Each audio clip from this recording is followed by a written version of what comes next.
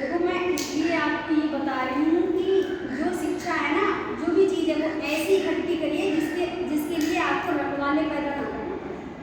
समझ में आया? ऐसी चीज़ आप पैदा करिए जिसके लिए रखवालों की जरूरत न पड़े। आप सोना खरीदोगे, आपको तिजोरी की जरूरत पड़ेगी, ठीक है। आप गाड़ियाँ खरीदोगे, गैरेज की जरूरत पड़ेगी, ठीक है। आप ऐसी चीज़ खरीद लो, पैसा इकट्ठा करोगे, कहाँ जाएगा? बैंक में जमा करने की जरूरत पड़ेगी। आप शिक्षा को अपने मतलब ज्ञान अकाउंट में डाल ज्ञान को किसी भी ज्ञान अर्जन करने से आपका किसी रखवाले की जरूरत आपको नहीं पड़ेगी। समझ गए?